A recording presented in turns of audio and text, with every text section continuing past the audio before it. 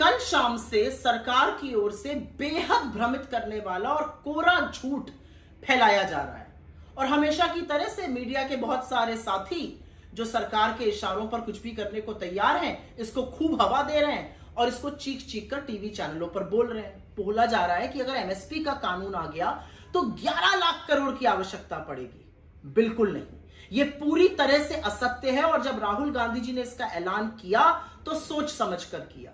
समझिए कि ये झूठ क्यों फैलाया जा रहा है और ये झूठ क्यों है। ये झूठ इसलिए है क्योंकि जो एग्रीकल्चर मार्केट है हमारा वो इम्परफेक्ट है, वो एसिमेट्रिकल होता है। मार्केट के फोर्सेस में स्टेबलाइजेशन लाने के लिए, मार्केट में मूल्यों में स्थिरता लाने के लिए हस्तक्षेप जरूरी होता है और वही हस्तक्षेप एमएसपी करता है। एमएसपी न्यूनतम समर्थन मूल्य है, मतलब कोई भी खरीद इसके नीचे नहीं हो सकती, इसके ऊपर ही होगी। पहली बात, सरकार पूरा पैदा किया हुआ अनाज तो खरीदती नहीं है, थोड़ा उसका अंश ही खरीदती है अपने बफर स्टॉक के लिए।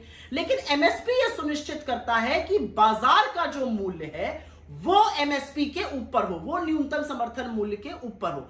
इससे किसान की सुरक्षा होती है। अगर बहुत ज्यादा उपज हो गई और एकदम से दाम गिर गया तो एमएसपी यह सुरक्षित करता है कि बाजार के फोर्सेस उसको कम दाम पे खरीद कर स्टॉक ना कर ले और फिर बाजार में बेचकर बड़ा मुनाफा ना कमाए।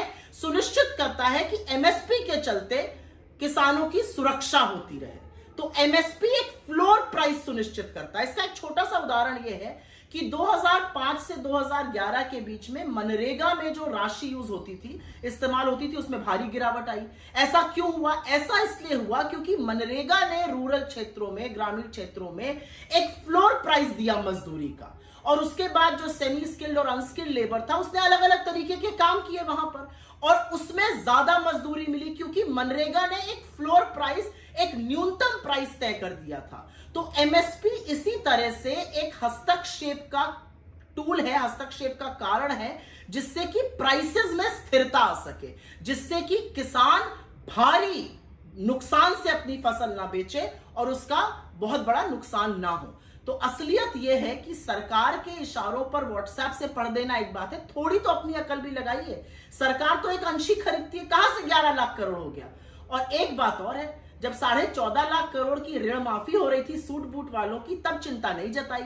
जब 4.5 लाख करोड़ कॉर्पोरेट टैक्स को 32% से घटा के 22% पे किया गया और राजकोष को घाटा हुआ, तब चिंता नहीं जताई।